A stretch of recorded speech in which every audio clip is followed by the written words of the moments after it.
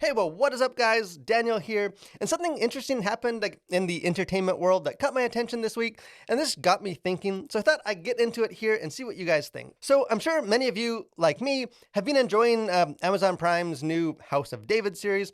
It seems to be very well received critically and has attracted enough viewers that it has already been greenlit for a second season. I should say, too, that if you haven't been following along, I've actually been doing weekly recaps and reviews for each episode, so I'll link those below and would love to have you guys come join the discussion. But anyways, last week, the 6th episode, titled Giants Awakened, started off with a pretty wild, spectacle-driven opening. The episode begins with a very lengthy sequence that depicted a heavenly rebellion with angels falling from the sky, and then introduced audiences to the mysterious Nephilim, the fallen angels who come to Earth and have offspring with human women, as described in the Bible in Genesis 6. And story-wise, there's just a ton going on in the opening, which perhaps overshadowed a little bit everything that was going on visually. So as I was watching, something about it just seemed a little bit off, and I actually paused my screen and zoomed in several times because the visuals have a sort of glossy, almost artificial appearance to them. And I initially assumed that it must have been an intentional creative choice to give the opening a sort of dreamlight tone and aesthetic, or else that it was the byproduct of perhaps some budget limitations. But it turns out that the reasons are more technical than that, in that the entire sequence was actually created using generative AI technology. So shortly after the episode dropped last week, Variety released an interview with John Irwin, who is the creator of the show, and I'll link the full article below. But in it, Irwin explains, quote, "The entire scene is driven with generative AI tools as the horsepower for the scene. What we found is that these tools work when combined with traditional tools."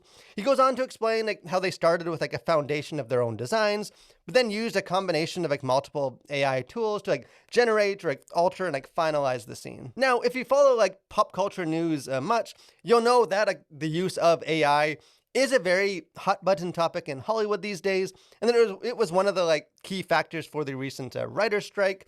But I think despite being widely discussed, it actually hasn't been used very often. The only real examples that come to mind are Marvel's Secret Invasion show, which used AI to generate the opening and end credit sequences, and then the horror film Late Night with the Devil, which sparked some controversy for using the tools to generate several still images. In other words, I think the House of David episode may be the most prominent use of the technology in movies or TV so far, which just makes this all really interesting. Obviously, AI is a very hotly contested and divisive topic.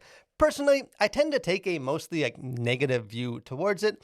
That said, I don't necessarily want to adjudicate the ethics of AI technology here, but I do think this particular case is worth considering. I think it would be noteworthy in any major movie or show, but to me, having it used in such a big degree in a faith-based property makes it even more fascinating and I think complex. And I think there's one other part of the Variety article that is relevant and worth considering, because in it, Irwin shares that the episode's opening was originally planned as a sort of 90-second short sequence with a much more limited scope.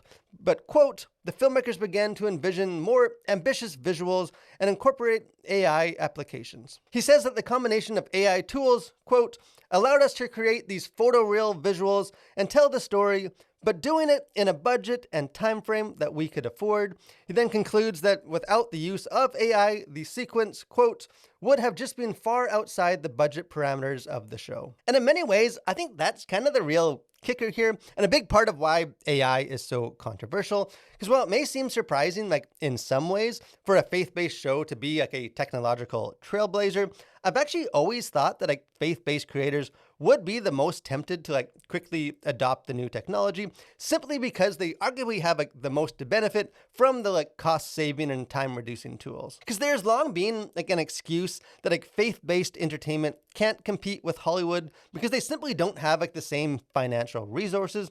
Although that excuse has become increasingly moot in recent years as the genre has grown. After all, I think House of David, it's not a cheap show with a budget of upwards of $100 million. But still, I think there is no doubt that despite the backing of Amazon Prime, the show still is the property of the Wonder Project, which is an independent studio with limited resources and just not a lot of room for error. And the conversation is obviously more complex than we have time for here.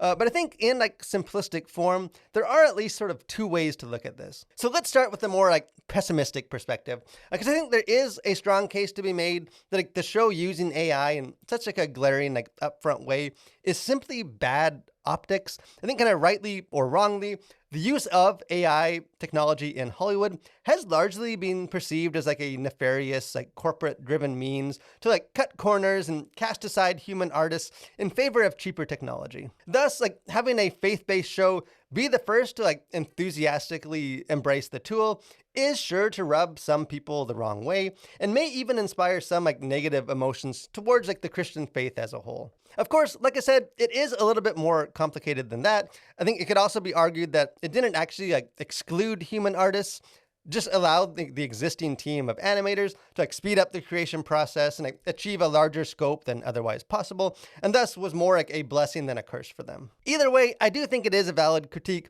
that using AI to this extreme might just be a bad look, and that when it comes to something as new and ethically ambiguous as AI, then perhaps Christian creators should be among the most cautious to adopt it rather than the ones leading the charge. But I think on the other hand, it's also possible to take a more positive approach to this.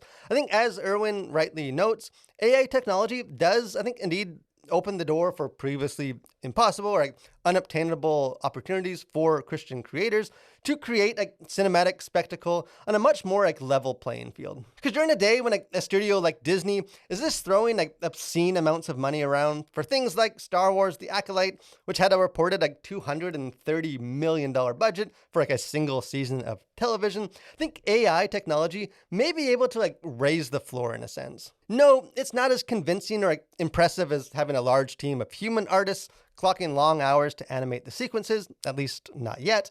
But it is arguably still more impressive than the alternative of simply cutting all spectacle-driven ideas for the sake of preserving the budget. After all, I don't think it's for no reason that faith-based entertainment has been primarily dominated by historical character-driven biopics rather than high spectacle fantasy or sci-fi shows. Because if money has put a cap on the creative possibilities for Christian storytellers, then perhaps AI technology, when used in moderation to supplement the work of human artists rather than replace them, perhaps can enable more experimentation and diversity in the types of entertainment and stories that are able to be created. But in the end, I'm not really here to tell you what you should think. Like I said, personally, I'm mostly in the camp of people who are more cynical and at least cautious towards adopting AI. I think it arguably works okay for this particular scene in this show, given the fantastical tone and atmosphere that it seems to be going for. But I'm just not sure that using these tools should become commonplace sort of going forward. But that's just my 2 cents. But what about you? Obviously, let's be respectful, but I'd love to hear what you thought of, the House of David sequence, or just how you feel in general about filmmakers, particularly Christians, adopting AI tools to tell their stories. So don't be shy, jump into the comment section. Let's have a conversation about it. If you haven't done so too, encourage you guys, subscribe to the channel, become a Collider. Got lots of movie reviews, got our Faith and Pop Culture podcast, got interviews, just other fun stuff. Would love to have you guys be a part of that. But most of all, guys, thank you for watching. Stay safe and continue to collide with your world for Christ.